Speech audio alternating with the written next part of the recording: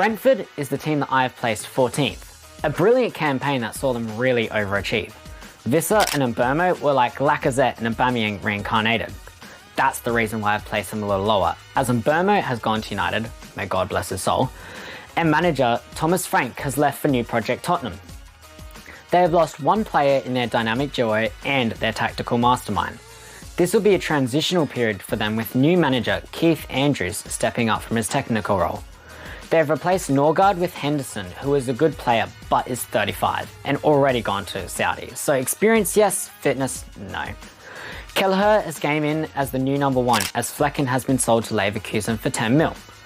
Kelleher is by far good enough to be a backup goalkeeper and a definite upgrade on Flecken. So yeah, transitional season, but not a bad one. FA Cup winners Crystal Palace is up in P13. Palace had a great season by winning their first piece of silverware by beating Man City 1-0 in a cagey FA Cup tie. This led them to a spot in the Europa League. However, due to multi-club ownership rules, UEFA have decided to demote them to the Conference League. This was because then part owner John Textor, who owns Lyon, are in the same competition. This has forced Palace down to Conference League football, with Nottingham Forest promoted to Europa League football. If this doesn't change, I believe Palace can win another trophy, as the Conference League is relatively easy for Prem teams, as the vast amount of wealth just demolishes the smaller teams. And there's no other team in that competition near Palace in my opinion. More games might put strain on the squad, so Ollie Glasner might have to keep that in mind. But Eze's future at the club remains a question. If they lose him, that will affect him. But Mateta's a baller, Wharton looks like a real prospect, and Guehi provides solidity. And Sarr is great on a counter-attacks. I predict Palace to have a great season in Europe and a consistent one in the Prem. In 12th, I've gone with Bournemouth, a team who I would say impressed last campaign, finishing 9th in the league. A side who recruited well with Huijsen, Kerkez, Semenyo and Kluivert. They played exceptionally, racking up 56 points. Iriola's insistence on intense pressing and quick transition play have made Bournemouth a formidable force in the league. However, they have had players depart the club such as Huijsen and Kerkez. Without suitable replacements, it can affect the tactical ideology. Players like Semenyo, Kluivert and Evan Nilsson will all still ball out for them. They have been active in the transfer market, signing Petrovic from Chelsea for 28 mil. He will be a solid goalkeeper, and will Chelsea regret selling him? Bournemouth's season will be what you expect from them. In 11th, I've got Fulham. Good season last year, finishing ironically 11th in the league. Fans would have been expecting some strengthening of the squad, but they have signed literally nobody. The only player they have signed is a 34-year-old goalkeeper from Ligue 2. Considering other clubs around them have made some marquee signings, it's odd they haven't signed anybody. Is it for FFP reasons? They haven't really sold any key players either though, so the squad didn't need any strengthening. Marco Silva is a great manager who makes Fulham successful in keeping possession and exploiting errors for quick counterattacks.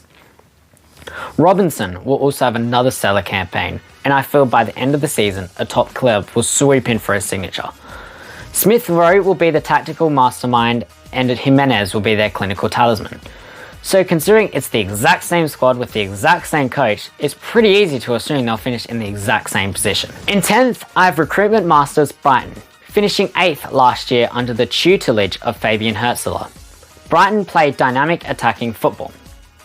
With overlapping fullbacks and inverted wingers, Brighton are a side who always look to go forward. Hürzeler provided some freshness needed after the sour end to De Zerbi's reign. With players like Pedro, Adingra and Estupinian all balling out, Brighton were a dominant force in that mid-table area in that fight for Europe. Brighton have made some big sales yet again, selling Pedro, Adingra and Estupinian for 105.1 mil. And before you ask, no, Chelsea did not buy all of them. Here we have footage of Todd Bowley arriving at Brighton, only to know there's no Ecuadorian teenagers to sign. Welbeck is an underrated veteran that will lead the line for them, with Matoma breaking ankles. I believe Brighton will build on their last campaign with signings such as Watson, Kustelas and De Kuyper. The Red Devils are my team for 9th. Obviously, a pretty horrendous campaign that saw them finish 15th in the league, give Tottenham a trophy, and find themselves without any European competition. This, however, did not scare players away from a move to Old Trafford, as United have found themselves a new attacking trio with Mbeumo, Cunha and new striker Benjamin Sesko. I don't really know if they'll fare well on a rainy home game when the entire stadium collapses. That's because Jim Ratcliffe forgot to hire a plumber. What does this mean for Rasmus Højlund? I honestly don't know. He has been linked with a loan move to Milan. He ain't getting much game time now as they have clinical goal scorers in their team. They haven't really sold anyone apart from loaning out Rashford to Barca. United's main issue was Amorim's system did not match the players, with only Diallo really benefiting from the new formation. I do think that the attacking three has been solved with the new transfers, and the wing-back areas do look strong. My main concern is the centre pivot.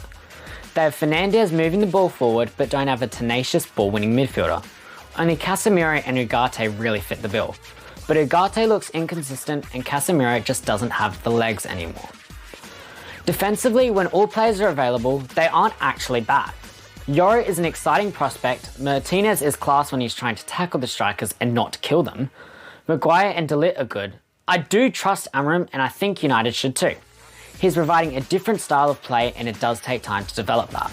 That's all for this episode. Next episode I'm going to go over all the European spots. If you like what you saw, please subscribe and hit that like button.